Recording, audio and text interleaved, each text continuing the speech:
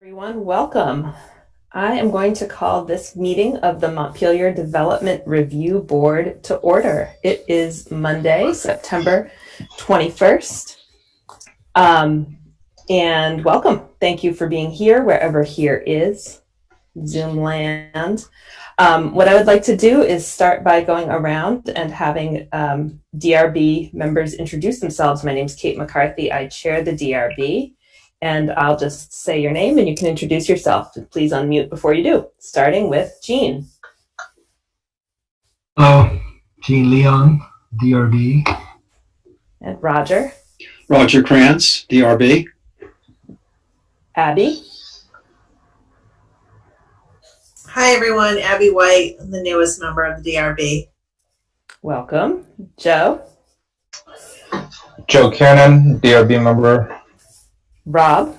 Rob Goodwin, DRB member. Hi, Rob. And Michael. Yeah, Michael, DRB. Hi, Kate. Hi, Michael. Welcome. And we are also joined and assisted by Meredith Crandall, who is our zoning administrator. We are being filmed by ORCA Media, and Tammy Furry is the recording secretary who makes this all into minutes that we can understand, which we appreciate very much. All right, so with introductions, we'll get to the next item on the agenda here, which is staff review of procedures in the Zoom format. So I'll turn it over to Meredith. There we go. So I am sharing this document. It's mostly for people who are viewing on ORCA at home, who, if they decide they want to then join the DRB meeting, they may. So those viewing ORCA Media, you can participate in this Development Review Board meeting if you so choose. You can log into the Zoom meeting using this link here directly.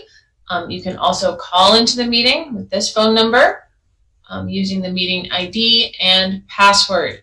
You can download the complete meeting packet or even just specific application materials through this link here that links you to the agenda and all those meeting materials.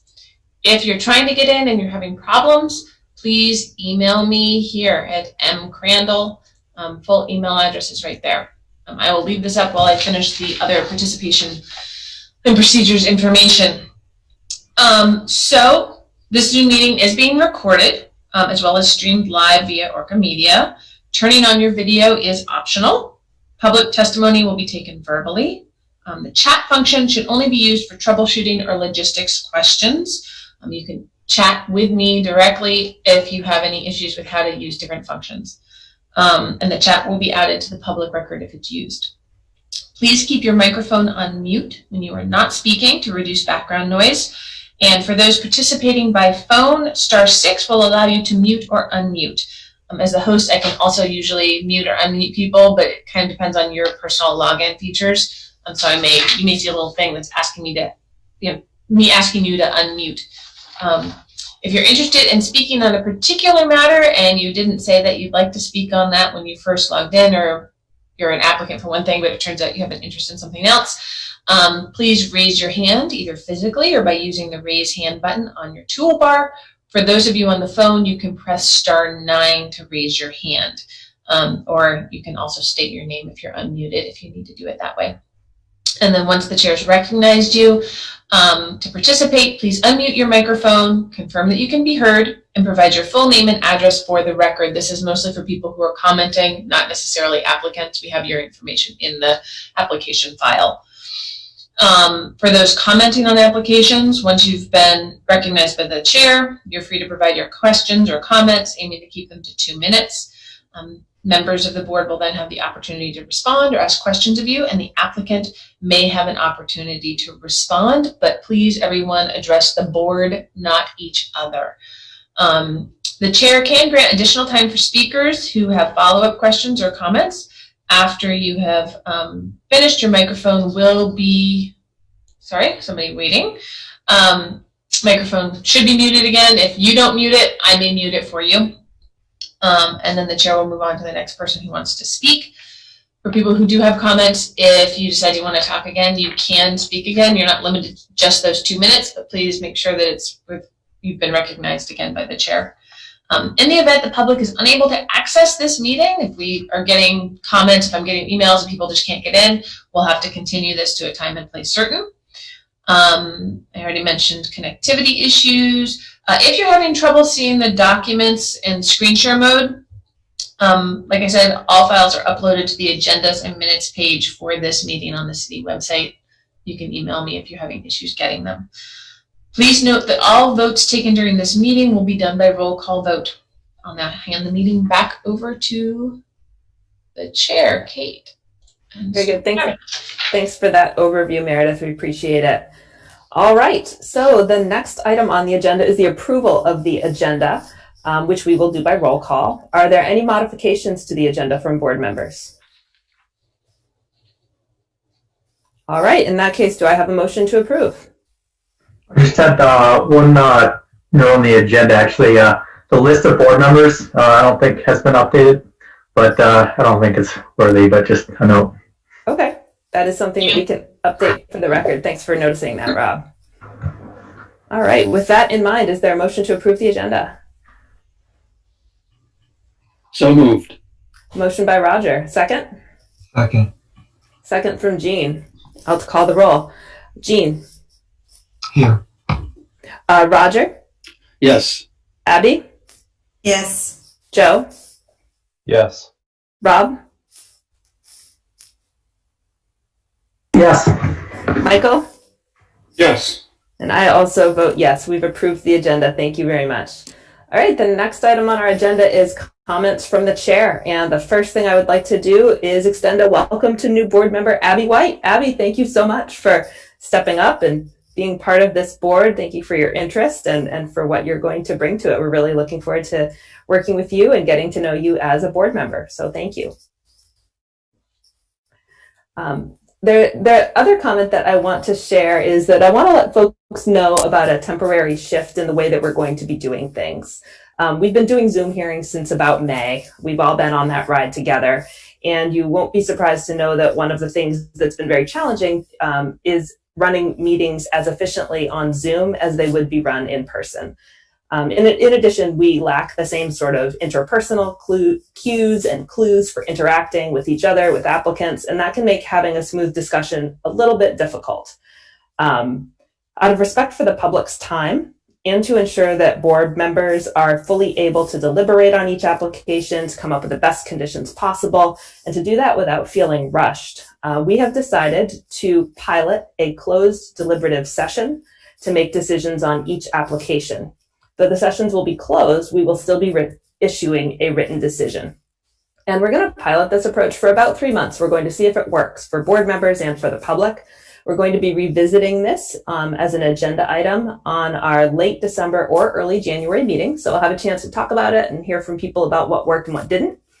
If anybody has feedback on this approach in the meantime, board members, members of the public, applicants, anyone at all, please contact Meredith and let her know your thoughts. We do want to hear from you. So thank you for being willing to try this. Thank you for bearing with us. This is very much in the spirit of making sure that we have solid, fair decisions for our applicants. And we're doing it for all applications because we want to avoid singling out individual applications for the deliberative session. We're just going to do it uniformly and predictably. So that is something the board has discussed previously, but I wanted to make this public statement about this shift, temporary shift, pilot shift in this approach. So do any board members have any questions about that?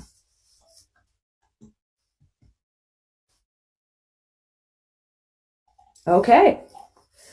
Well, we're going to move on to the next agenda item then, which is meeting minutes, voting on the meeting minutes of August 3rd, 2020. Does anyone have any edits to those minutes?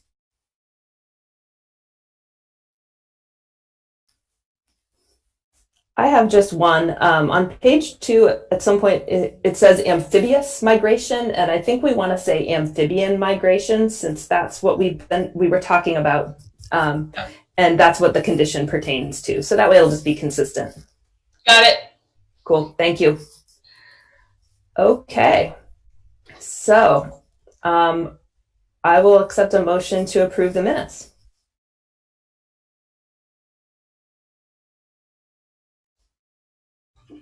Second the motion. Okay, who made the motion? I'll make the motion. This is Joe. Motion by Joe, thank you. Second by Jean. Yes. Is that correct, Jean? Great, thank you. And I will call the roll of those eligible to vote. Rob, Yes. Joe, Yes. Michael, Yes. Roger, Yes. Jean. Thank you. And I also vote yes. We have adopted the minutes of August 3rd. Very good. All right. So we're going to shift to our first application, which is for 11 Baldwin Street. And I will be recusing myself from this application because it is my employer. And our vice chair is unable to be here this evening, so we need to do something that we have done occasionally, and that is to accept a nomination for an interim vice chair, if you will. Roger has said that he is willing to serve that role for this application, and so I would like to invite a nomination to have Roger as vice chair for the 11 Baldwin Street application.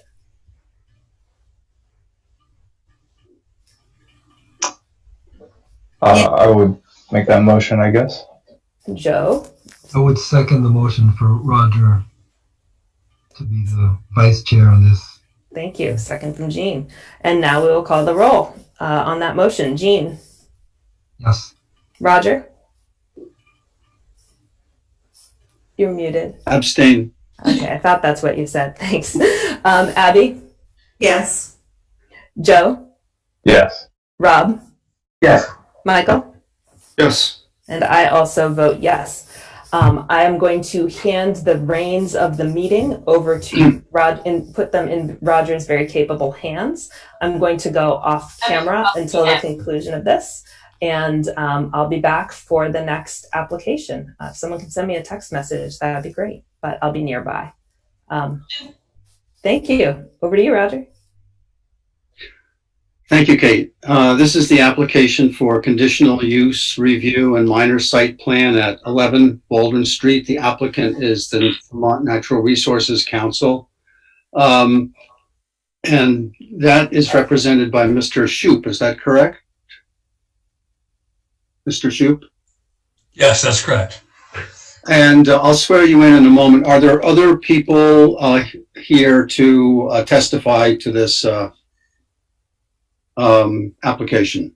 Yes, Asher Nelson from Vermont Integrated Architecture is here, doing probably the bulk of the talking. And Kate Stevenson from Helm Construction Management is also here and may provide some input. Anyone else for this application? Well, will you please, those that will be testifying? Yes, Meredith? Sorry, I want to find out, there's a Peter's iPad. Whoever that is, if you could just tell me who you are so we can figure out what you're here for. Hey there, Peter Ricker. I'm an adjoining landowner of Murray Hill, the next project. Thank you, Peter. I appreciate it. Sorry for the interruption, Roger. I just wanted to make sure that we knew who everybody was. That's great, Meredith. Thank you. Please, those who are going to testify, please raise your right hand. Do you swear to tell the truth, the whole truth, and nothing but the truth? Yes. I do. Great. Thank you. Yes. Okay, so let's get on with this application. Meredith, would you give us this is kind of an update. Would you please give us a summary? Yes. So, as you said, this is an application by the Vermont Natural Resources Council for conditional use. It's to expand a conditional office use that the board approved last year by converting an additional 1,295 square feet of a former residential building into office space. This expanded use also increases the minimum number of parking spaces required under section 3011 by 1 space. So when it was approved by the board last year, it only needed 5 spaces as a minimum. Now it needs 6. So when it was approved last year, the board actually granted VNRC the option to have fewer than the minimum required parking spaces And so the VNRC is asking for a similar allowance here. A reminder to the board members that you can only evaluate those factors that are actually changing between this application and the prior permit. So even though they haven't actually constructed, say, the second parking area off of Terrace Street, the board already approved it. So we have to, or you have to look at that as almost as already having been built. So they're just changing what they're asking for from that 2 spot parking space up top to a 1 spot parking space with some different design features. And that's, same with changes to the site plan. So they previously had additional parking spaces down by the main building off of Baldwin. They're reconfiguring those and adding an additional one. So you're looking at the changes between the previously approved site plan and this new proposed site plan. Great, thank you, Meredith. Mr. Shoup, would you like to speak? Sure, I will briefly. I want to thank the board for your time. So as I represented to the board, I think there's a lot of new faces since last August or September. VNRC was in a kind of a surprisingly good position to be able to acquire this parcel and convert the former Gibson residence to our office space. At the time of my application, we hadn't hired a design team yet. I just wanted to make sure that before we went ahead with the purchase, that we were able to use the property for the intended purposes. So we really weren't sure about some of the site design features that we were going to be designing. Also, at that time, there was we didn't anticipate using a portion of the building. There's an unheated, currently unheated room above the garage, and there's 2 rooms on the 3rd floor that we felt that we would kind of hold in reserve and not use for office space and hold that for future expansion. But as we went through the design process with our design team, we decided that it was in our best interest now to go ahead with the full upgrade of the building. So that expanded the amount of office space that we hope to use. We also had a very rudimentary site design plan last time. It didn't adequately address stormwater management in my mind, so we made some significant changes to the site design for better water quality management. And we weren't sure how to deal with some minor kind of ledge removal that's adjacent to the driveway. And as we got in and did some site exploration, we decided that there was more opportunities to improve the function of the area next to the driveway up by the back of the building. So that's kind of what brought us here today. We have a more complete design. Vermont Integrated Architectures can answer any questions or present an overview of what has changed since last September. And I guess I don't, and maybe when we get into parking, I'll have some more to add to that, but I think that's pretty much where we are. Asher, could I, Yeah. I guess, Mr. Chair, how would you like to proceed? Would you like a more background on what has changed and what we're proposing, or would you rather have the board inquire? I would like to move fairly briskly through Chapter 300, General Standards, to get right to the issue of parking and loading. That seems to be the major change, if that's agreeable with you, Mr. Shoup, and with board members. Does that sound agreeable, board members? You can shake your head one way or the other. Okay, well, is that okay, Meredith? Does that sound all right to you? Yeah, that sounds great. I think that makes a lot of sense. Okay, well, I have the staff report here, so I'm going to move through the general standards.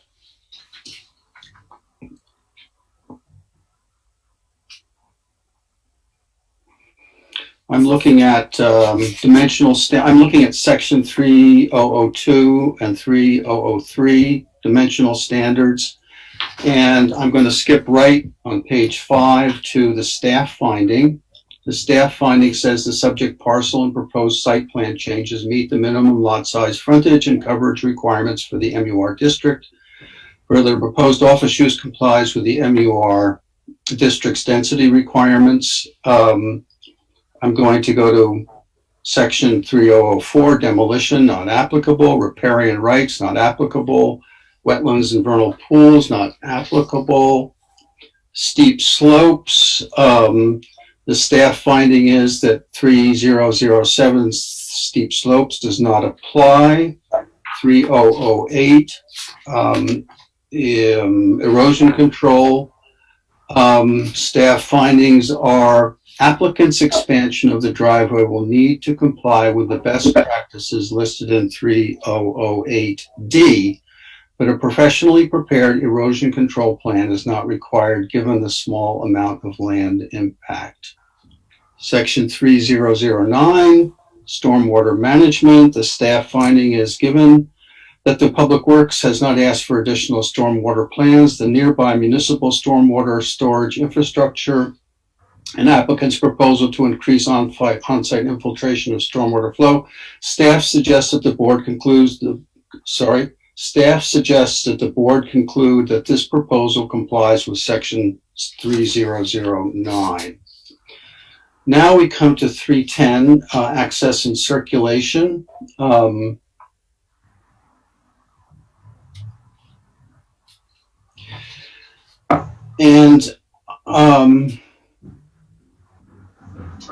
I would like, correct me if I'm wrong here, Meredith, I would like to move to section 3011, parking and loading. That seems to be the major issue before us on this application, really.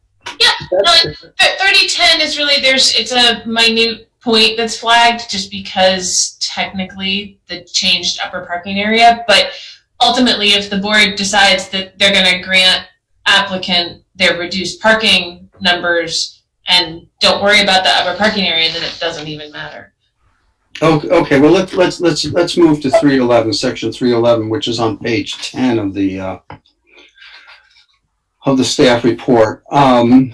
Because of the expanded use in the buildings, now 6 spaces are required, and the applicant has in his application and their application has proposed another one, which moves it to 5 on the property, and we have the authority to waive the requirement of 6 and leave it at 5 if we wish.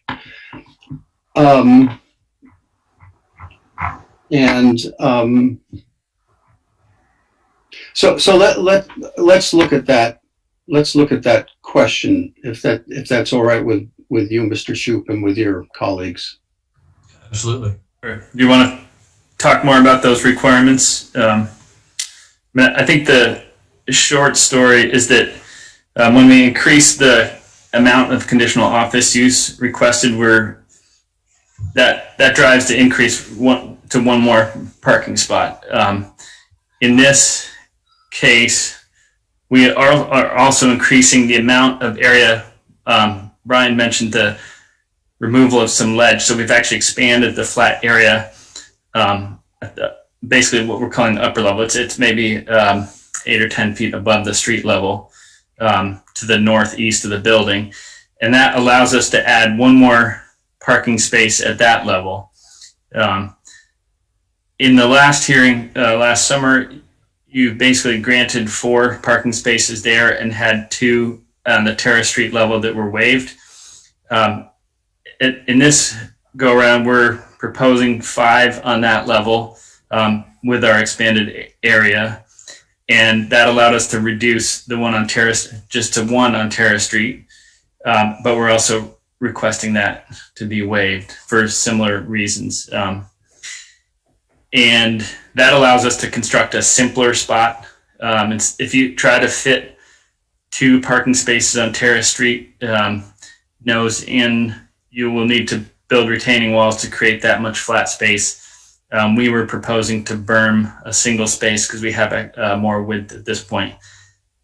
In the findings, the Department of Public Works actually suggested a parallel parking spot there, which I'm like kicking myself. I was basically working from where we were before with 2 nose-in parking spaces, so I narrowed it to 1 and made that work. But a parallel space there would be much less impact.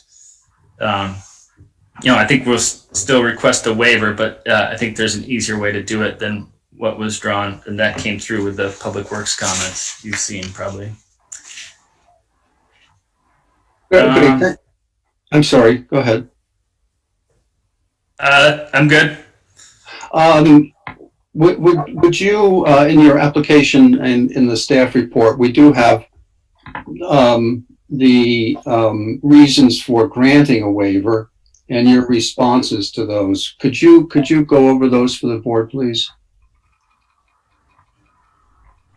Sure. I mean, I think to start at the highest level, which probably isn't listed in the staff report, is that we're talking about an organization that is trying to work actively to reduce transportation, single car use, and reduce our environmental impacts of our transportation choices. So any encouragement of public transit or alternative means of transportation fits right in with this organization.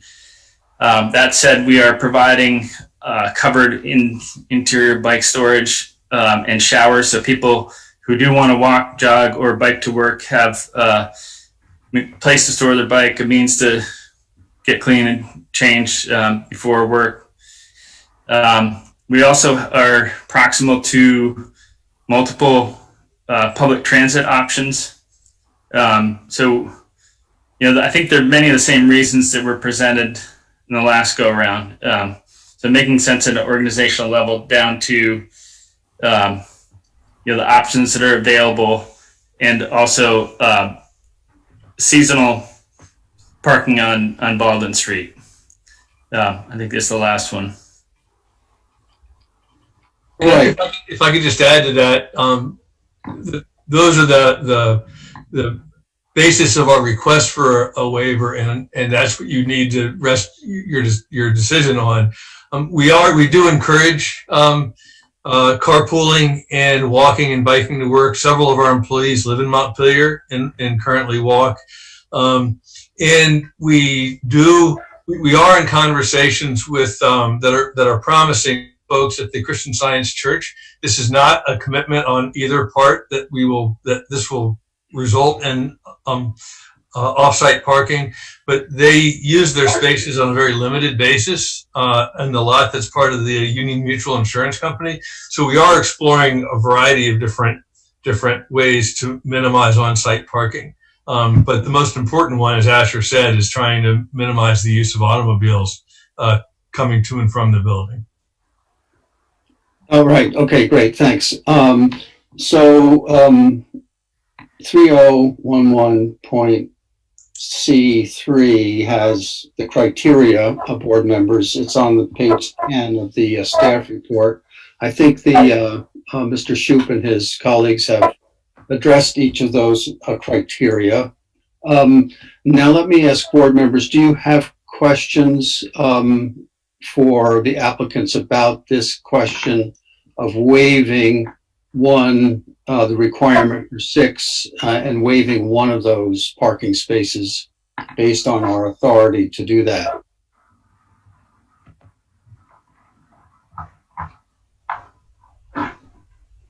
Raise your hand if you do, board members. Questions? I'm just wondering, do you have a design visual available that you could pop up on the screen of that area, space? Asher, let me know if you don't have the share screen option for some reason, and I can always pull it up from the application package. That'd be great, Meredith. Okay. And are you referring to the Terrace Street lot or the main parking area down by the building? the main parking area. Right. Yeah. Oh, there we go. That's the former one. Yep. There, can you all see that? Yeah.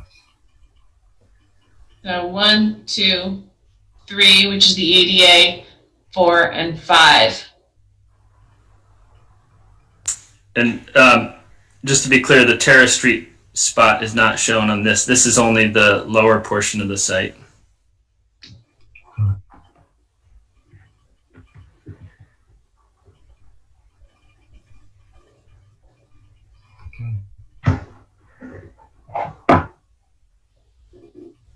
Can I make one additional comment? Yes, certainly. Yeah, and this is just for background to understand how the regulations apply to different uses along Baldwin Street. My initial plan had been to widen the driveway all the way down to Baldwin to be able to use parallel parking up the driveway. That's a common practice on Baldwin Street. A couple of the state office buildings allow that. And the only residential property owned by Downstreet on the corner of Bailey and Baldwin also allow that. Because we're a non-residential building that's subject to municipal review, unlike the state buildings, we're prohibited from doing that. But that is a common practice on Baldwin. I just wanted to point that out as far as how parking is considered by the city's bylaws. Great, thank you very much. I would like to move to, are there other questions from board members about this waiver request? Okay, I'd like to move to page 12 of the staff report. The staff has said on page 12 that we have 3 options regarding this waiver request. The first is to deny it, require all 6 parking spaces. The second is to approve the waiver with just the 5 lower parking spaces and an option for applicant to construct the 6th. That would be on Terrace Street, I presume. And 3, approving the application with just the 5 lower parking spaces, but disallowing the redesigned Terrace Street parking area. Under option 3, applicant's 2019 permit that authorizes a 2-space parking area off Terrace Street would still be active until 2021. Not sure how to proceed. I would ask the applicant, which of those would you like? Certainly you don't want number 1, where we disapprove the waiver. Between 2 and 3, do you have any voice, any preference? Brian, I'll have to defer to you on that, because basically, do you want the future, well, until 2021, the ability to construct the 2 on the upper on Terrace? But not the requirement, but the option to? Right. Yes, I think that would be better. I don't anticipate it, but I like keeping options open in case we find renovating the house is way cheaper than we thought we would, and we have extra resources. Maybe we would decide to do that. I don't anticipate that though. But I guess I should be more clear. Option 2 allows you to construct that at any point in the future. Am I correct on that, Meredith? So all zoning permits are good for 2 years. But if the board approves your reduced single space up there, it really overrides your old option to build 2 spots up there. But what that does mean is if you come back and you're like, no, we really want to redesign and just do this 1 parallel parking space, right, instead of the 2 that you already have permitted, you'll have to come back for an amendment to the permit or a whole new permit if your old one from last year expired. There's a little bit of strategic thinking about this. A amendment to go from the 2 that were authorized last year to a single parallel parking space might just be an administrative amendment. Yeah. So you have some options on how you want things to look at, like here. It's a little, things were evolved a little bit in this application so that we didn't really have a chance to have this conversation before tonight. So I understand what that would allow is us to go ahead with one space. If you, I'm confused. Sorry, we would allow you to go ahead with one space. No, I think option 2 would be the preference because that would allow us to construct one space in the next 2 years. Come back. And Right. it's 2 years from now, not 2 years from the prior permit. Right. It's another year on it. And if we decided we did want to do 2 spaces, we could come back for an amendment, whether by the board or administrative amendment. That would be our preference, yeah. Yeah. So option 2. Option 2. Thank you for taking the time to have that discussion. Yeah.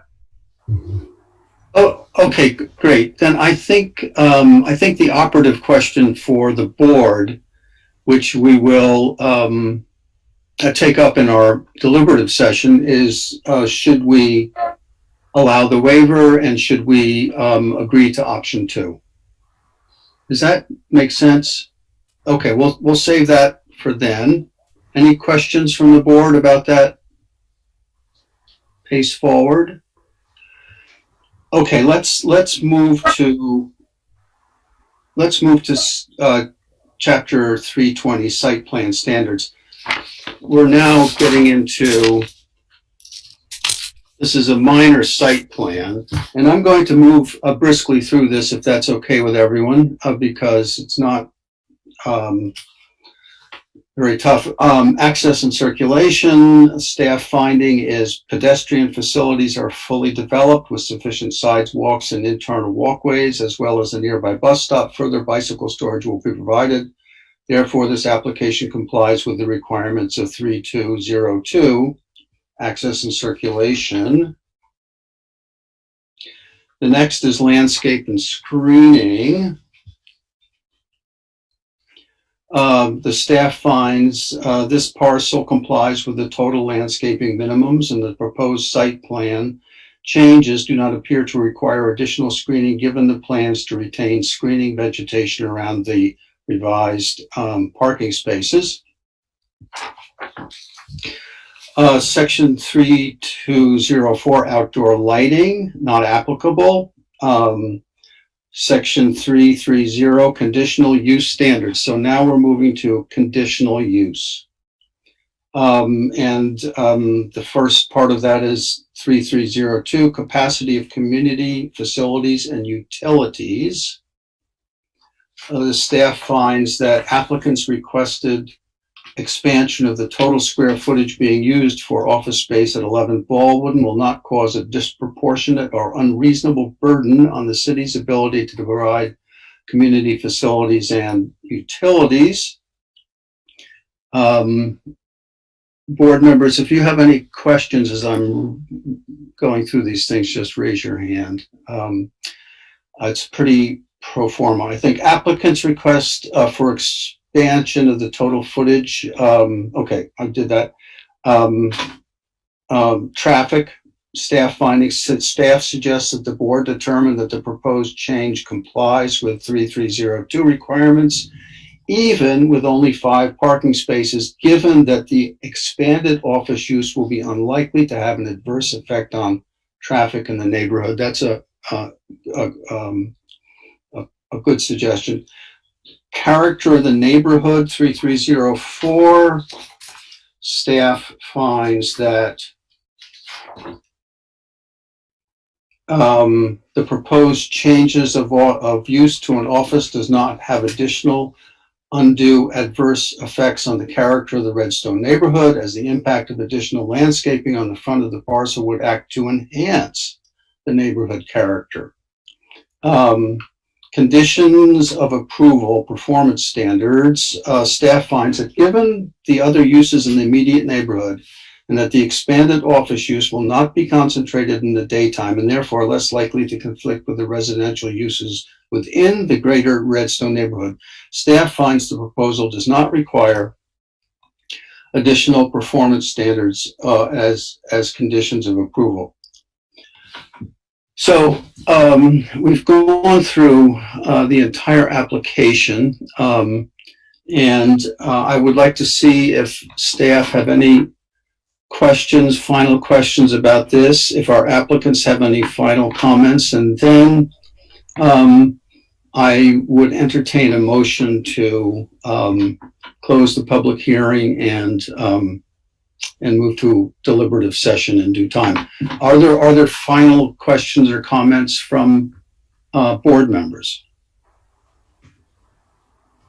I have a question. I'm not sure if the applicant can answer right now, but I'd like to get a sense of how many people, maybe a minimum and a maximum number of cars you think would be driving to the office on any given day.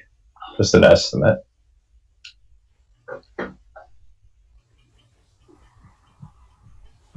You'll need to unmute yourself, Brian, if you're talking. With the 5 spaces, we're going to be limited. To be very honest with you, we have occupied 9 Bailey for over 35 years, and we've we have a slightly larger staff than we did, probably larger than we did when we first occupied 9 Bailey. But it would be comparable to what we've been experiencing. I'm hoping that a more concerted effort to get people out of their cars and onto public transit or parking at the Department of Health building and taking the shuttle over during the legislative session will reduce the number of people that we're experiencing driving into our office now. We now have 6 spaces in the back of our building and 2 along Bailey that are sometimes filled, not always filled. Sometimes they're filled, beyond capacity. One of the reasons we expanded the additional space is I believe in the future we're going to, at least in the foreseeable future, we're going to have fewer shared offices. So we just need more rooms for people because of COVID. And I also am pretty sure that we're going to have a lot more people working at home permanently because it's turned out to be very effective for us. So I don't think there's going to be any more traffic than we currently generate, and I expect a reduction in traffic. And that maybe doesn't answer your questions because it's hard to come up with a number. No, that was good. Thank you. Any other questions from board members? Final comments from applicants? Meredith, do you have any final comment? Asher, it looked like you were going to say something. I was just going to say thank you for taking the time to consider our application. So. Yeah, and absolutely. I'm good. Okay. I'd like to make a motion to close the public hearing and move to a deliberative session. Second the motion. Motion by Rob, second by Jean. Yes, Meredith? Just as discussion mode, since we've had the second, maybe a little friendly amendment by somebody to make sure that we're moving to the deliberative session after the close of the full public meeting. A procedural question? Listening to what Kate said when she opened the meeting, do you deliberate? Will you close all hearings, deliberate privately, and issue a written decision after tonight? Yes. Great. Okay. Thank you. A motion by Rob, second by Jean. I will call the roll. Jean? Yes. Abby? Yes. Rob? Yes. Joe? Yes. Michael? Yes. And I vote yes. The motion carries. I think that is it. Great. Thank you all for your time. I want to thank Meredith for the excellent staff support. Ditto. Excellent. You're welcome. Have a good night. Night. You too.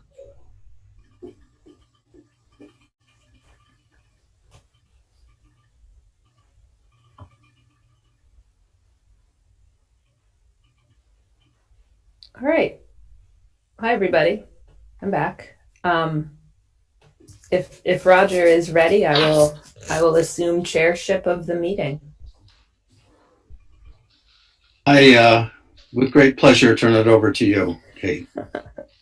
Thank you, Roger. Thanks for doing such a great job and for stepping in to help out. All right. So next we will move on to our next application of the evening, which is for 420 Murray Hill Drive. And folks who are here to testify on this application, if you could join us, there we are visually, if you choose, though that is optional.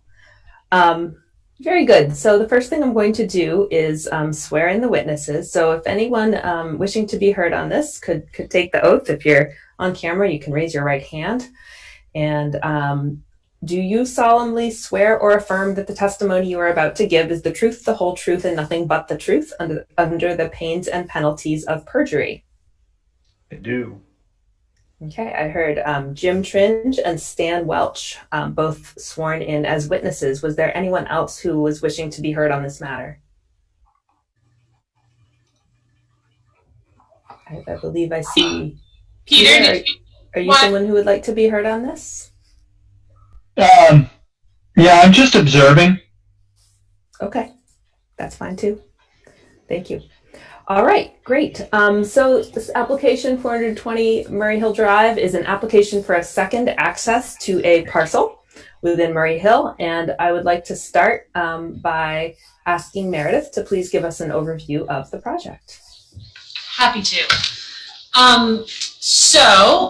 First of all, the staff report for anybody looking on at home on this begins on page 47 of the meeting packet. The applicant is seeking to add a second driveway on a privately owned parcel that currently contains a single family home and some water infrastructure that serves the Murray Hill planned unit development. And this privately owned parcel is part of that PUD. And the second driveway would be part of a transfer of the Murray Hill water system to the city of Montpelier. And the second driveway would provide a separate municipal access to what will become a municipal water pump station. That pump station is currently there, but the city's taking it over.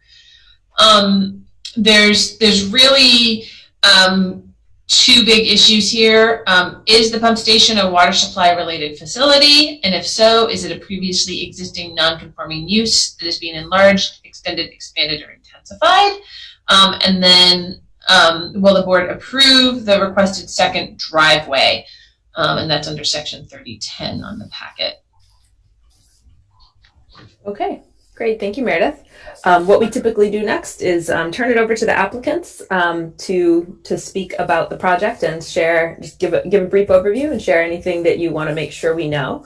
And then as we go through the staff report, you'll also have an opportunity to speak then as well. But for starters, please go ahead and tell us about the project. I think that would be you, Jim, right? Yes, good evening. My name is Jim Tringe. I'm a Murray Hill resident and board member. I've lived in the Murray Hill development for about 14 years, and I'm currently serving as the secretary of the Homeowners Association board, and also as the liaison between the board and the association and our other stakeholders in this project. I'm going to give a brief background just to expand a little bit on Meredith's comments. But I also want to point out that we also have Stan Welch, who's the professional engineer with Dufresne Group, who has done the engineering for this project. So the Murray Hill Homeowners Association represents 85 homes and condominiums. Since 1983, the water system, which is privately owned, has been supplied by 2 bedrock wells, and it's provided reliable, high-quality water for drinking and domestic purposes during that time. Several years after the Murray Hill neighborhood was established, the city of Montpelier invested in additional water supply infrastructure that made it possible to serve higher elevation areas northeast of the city, such as the Murray Hill neighborhood. So our challenge has been that going back to 2018, when there was a pretty severe drought, the Murray Hill well yields declined, and the well level observations were seemed to be historically low. We were able to restore well performance with some unplanned maintenance, but this experience in 2018 underscored our need to investigate alternatives. So with the uncertainty of the reliability of the bedrock wells and higher costs associated with operating and maintaining the wells over the long term, the board of directors contracted with the Dufresne Group to explore water supply options, ranging from drilling new wells and alternative routes for connecting Murray Hill to the Montpelier public water municipal system. Additional stakeholders in this project have included the Montpelier Department of Public Works, Hoffer Consulting, hydrogeologists, the Vermont Agency of Natural Resources, Department of Environmental Conservation, Drinking Water State Revolving Loan Fund. So after reviewing all of the options, based on the monetary and non-monetary factors, and with the long-term stability of our homes in mind, the board entered the association into a water system conveyance and water supply agreement with the city of Montpelier in October of 2019. So fast forward to this summer, once again a very dry summer, and some sort of an anxious time for the residents here, but we have proceeded forward with the final design of the system and the improvements, and you're tonight reviewing the portion of the proposed improvement that would provide an access drive from the cul-de-sac on the upper end of the Murray Hill development to an existing structure and plumbing that supports the water supply for the existing wells and water distribution system. As part of the agreement with the city, the association included an improvement of the access drive to that structure, and that's what's being considered. I will say that we have a number of permits that are in progress, and we recently received our permit to construct. So we are eager to continue to move this process forward with the hope of starting construction before the end of the 2020 construction year. So I'll pause there. I hope that was helpful background, but I'd appreciate the board's consideration of this request. Thank you, Jim. Before we get into the staff report, do board members have any questions about what they just heard?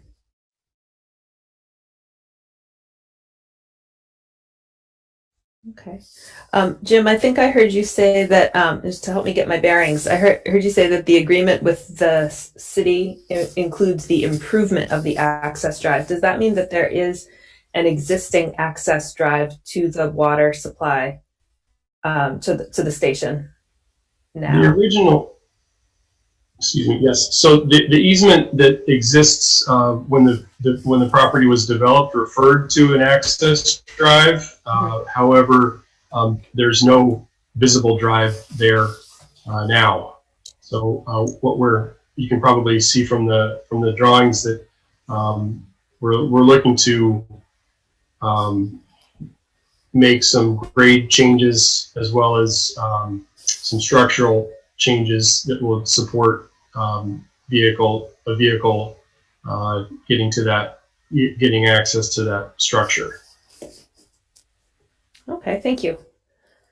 All right, what I'd like to do then is move into the staff report and discuss the kind of threshold questions, if you will, that Meredith raised at the beginning. So we're going to start on page 4 of the staff report. I'm sorry, I don't have the page number within the big packet. I'm looking at the standalone staff report, but It's page 50.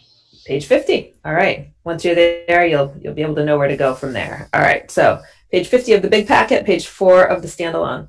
And our threshold question is whether is regarding water supply facilities. They are defined as water supply pump stations, dams, water tanks, wells, water treatment and purification facilities, and reservoirs in our zoning. And these are not an allowed use in Res 9, the zoning district where this is located.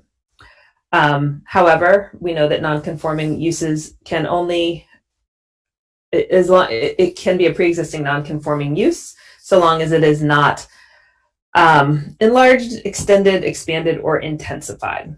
So our threshold question is regarding whether this is a water supply related facility. I believe it is. Do others see it differently? Because it is a pump station, right?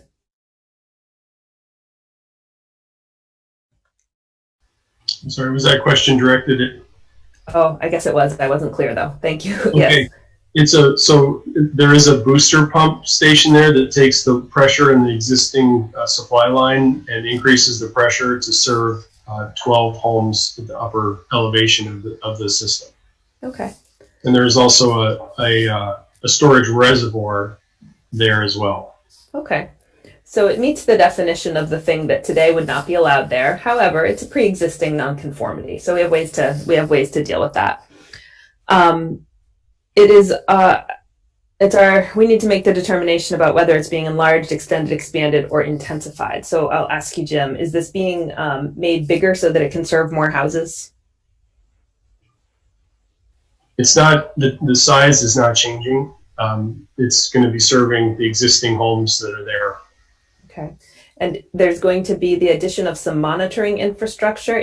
Could you describe what that is and how big an impact it has on the area, if any? Yeah, that was another requirement of the city to tie it into their existing radio communication system so that they can do remote monitoring of the system without actually having to drive a vehicle back there to have an understanding if water is flowing or if there's any components that are in an alarm state. Okay. We don't have that. We don't have that type of monitoring now. Okay. And is that like a 3 foot by 3 foot cube, or is that a little box like a CB radio? Do you know off the top of your head what constitutes monitoring infrastructure? I think I'm going to ask Stan to comment on the footprint of the communication infrastructure. If Stan can chime in on that with Dufresne Group. Or Stan Welch, Dufresne Group. I helped prepare the design. So the monitoring infrastructure in terms of footprint wise is relatively small.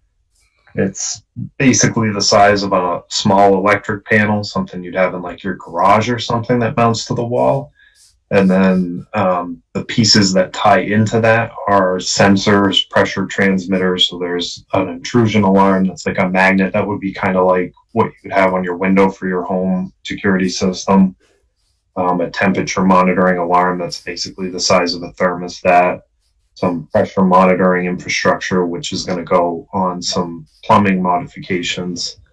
And another point to note here when we're talking about the size of the water system infrastructure being enlarged or extended is that that 34,000 gallon reservoir that's currently acting as the source or the storage for the water in Murray Hill is going to be abandoned and is no longer going to be part of the water system.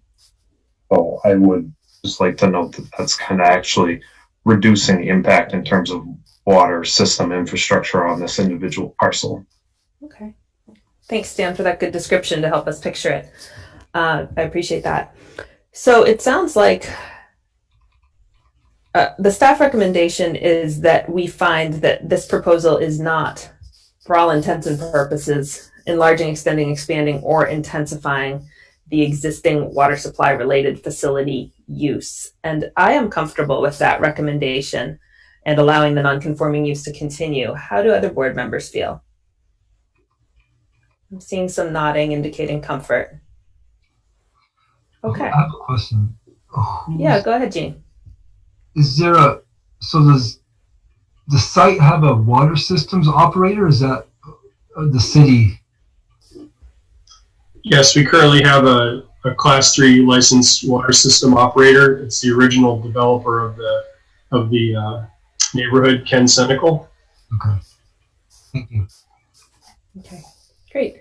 So I think as a board, we've collected the information we need to make this determination about the use and the nonconformity, and we can we see this as a nonconforming use that can continue because of very minimal changes to that use.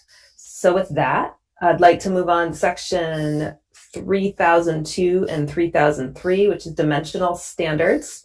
So the question here, or what we have here is it meets the setback and the coverage requirements. And the question is regarding, I believe, sorry, I'm just going to look at something here. Staff determination is regarding impervious surface is that less than 2,000 square feet are being added. But it mentions porous pavement that will allow for the growth of grass and therefore be permanent. Are we talking about kind of lattice-like concrete pavers that have dirt and grass growing through them? Is that what you're using? Yes, that's what's been specified on the plans. Okay, great. For the portion that's most visible from the roadside, the portion that's closer to the structure will be more typical crushed stone. Great, thanks. So I believe that staff finding is that dimensional standards, accessory structures, and uses are met. Any questions from board members about those sections? Okay. I'm going to not spend time on the things that don't apply, but if there are questions, of course, we can ask them and have them addressed. So the next part's up, sections 3004 demolition, 3005 riparian areas, 3006 wetlands and vernal pools, and 3007 steep slopes. They don't apply because those things are not present on the site. Section 3008 is erosion control. There is no erosion control plan required due to the slopes present. Are there any questions or concerns from the board about that? Okay. All right, 3009 stormwater management. Staff are suggesting compliance because the standard is that it must be in accordance with plans approved by the Director of Public Works, and this whole project is coordinated with the Director of Public Works. So I think that stands as evidence that DPW is okay with it. Okay, so I believe can find that is met. All right, so we're going to move on to section 3010, access and circulation, and you got warmed up on this one in the previous application, and most applications that we see, in fact. So this is where the criteria for evaluating the appropriateness of a second driveway live. It's where those criteria are. And this is about adequate access and circulation. Shared access between parcels is strongly encouraged. A lot may be served by only one access point, except that the board may approve more than one access on a lot when necessary to accommodate unique physical conditions on the property, to provide adequate emergency access, or to provide adequate circulation within the site. So those are ORs. So could you speak a little bit to how those are required in terms of any unique physical conditions on the property that require the second driveway, or the necessity of emergency access through a separate driveway, those criteria? Sure. So the intent of the second driveway is to not disturb the traffic of the owner of the residence. There is a large bedrock outcropping sort of separating the existing driveway access to the residence to the proposed driveway, and that large outcropping of ledge pretty much divides the two. Would divide the two. There's some other there's some other landscaping that exists between the proposed access drive and the existing drive that would be disturbed if this access alternative wasn't allowed. So those are a couple of the features that went into the decision to seek a second access drive. How frequently do you suppose the pump station will be accessed by a vehicle? My sense is it may be as frequently as quarterly. That's one of the things that we don't typically access it by vehicle currently. It's really accessed by foot traffic right now, but with ownership transferring to the city and no longer being accessed by the resident water system operator, we thought this accommodation was appropriate. Okay. Are there questions from board members about the access or anything related to the criteria we need to find in order to grant a second driveway? In previous times when you said during a drought, did you have to have some water taken up there to the storage tank? Thankfully, no. We have not had to have water trucked in to the storage tank, knock on wood. But that's certainly been weighing heavily on our minds over the last couple of years, is the need to haul water in from off-site. But no, fortunately, we've not been in that situation yet. So this driveway would be essential in case there was an emergency of some sorts. As Stan mentioned, the water storage reservoir is going to be taken out of service after the municipal connection is complete, and the reservoir will no longer be used for water storage at all. So any sort of water supply would be the responsibility of the city via the existing distribution lines that are in place now. So after interconnection, there would be no more need for a reservoir or water hauling. Thank you. Other questions from board members? I just like to.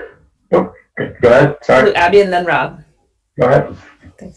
Thanks. I'm just wondering if any growth in this area is anticipated, any additional development, and how that may affect the water infrastructure needs going forward. So the 12 homes that are served by the booster pump station, those lots are built out with homes, and so there's no more developable lots that would be served by the booster pump station. The lower areas of the development are currently we have one lot that is undeveloped, but that would be supplied by the residual system pressure and would not be using the booster pump to supply the pressure. So, there's also 3 homes in the lower area that have their own well system that's completely independent from our existing system, and that's completely outside the scope of the project to connect with them. But once again, they wouldn't be served by the booster pump. They would get residual city water system pressure. Okay, thanks, Abby. Rob. Well, yeah, I just like observation here to get to the heart of our driveway spacing, which seems to be kind of the crux of this application, and that this is a proposed additional access along a cul-de-sac, which the the regs don't appear to be written with a cul-de-sac in mind, especially with reference to an intersection. So with that regard, I think that it's very appropriate as for be reviewing this spacing, and I don't think there should be an issue. Thanks, Rob. That's a nice segue to the next part. You did my work for me. So do others have questions or comments about the fact that the minimum driveway spacing is not met? Typically, it's 45 feet between other driveways. We're looking at plus or minus 10 feet and plus or minus 35 feet between the 420 Murray Hill and this new driveway, as well as 399 Murray Hill. But it's on a cul-de-sac, as noted.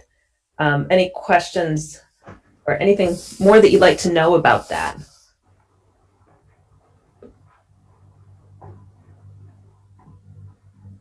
All right. Well, I think we have what we need to know for that portion, 3010 access and circulation. So I'll just to tie a bow on it, the last two items in the staff report are 3011 parking and loading and 3012 signs, neither of which are applicable. But are there any questions? Okay. All right. Any final questions from the board about the project? Okay. And any last comments from folks presenting about the project? Appreciate your consideration and appreciate the support of the city of Montpelier. They've been very supportive in this process. It's a great having access to municipal water supplies is a great option for our neighborhood, and we really support their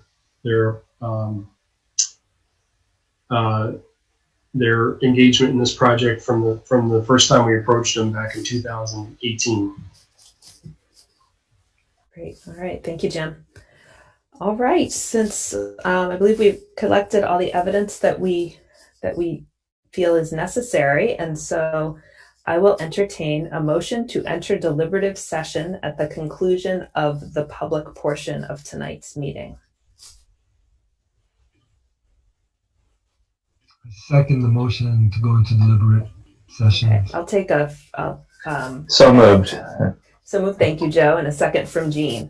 I made it sound like I was making the motion, but I was actually just making a suggestion. So thanks, Jean and Joe, for covering it. Very good. We have a motion and a second. And what I will do now is I will call the roll. Jean? Yes. Roger? Yes. Abby? Yes. Joe? Yes. Rob? Yes. Michael? Yes. And I vote yes as well. We will consider this in our deliberative session and get you a written decision as soon as we can. Thank you very much for your participation. Thank you guys very much, and thank you, Meredith, for all your help putting together the applications. Appreciate it. You're welcome, Stan. All right. And now I am back to our agenda. So the next item on our agenda, sorry for the angle, is other business. Our next meeting will be October 5th. Is there any other business that people wish to announce? Okay. In that case, I think, Meredith, what we do is we adjourn to deliberative session, correct? Correct. All and right. I sent all of you an email that has the login information for the deliberative session at this completely separate Zoom session. Sounds good. So what we'll do is after we close this meeting, we'll take 5 minutes and people can stretch their legs, and then we'll come back and we will deliberate. So is there a motion to adjourn to deliberative session? So moved. Wait, it's not quite adjourned. Close the public hearing and move to deliberative. That's what I meant. Sorry, adjourn is, we don't want to use the adjourn word. Thing. We don't want to do that. Is that all right? Okay, motion to close the public meeting and move to a deliberative session. Thank you. Motion from Joe. Second. Second from Abby. We'll take the vote. Jean? Yes. Roger? Yes. Abby? Yes. Joe? Yes. Rob? Yes. Michael? Yes. And I vote yes as well. Let's return using the link provided by Meredith in our emails at 8:18. See you then. Thank you all very much.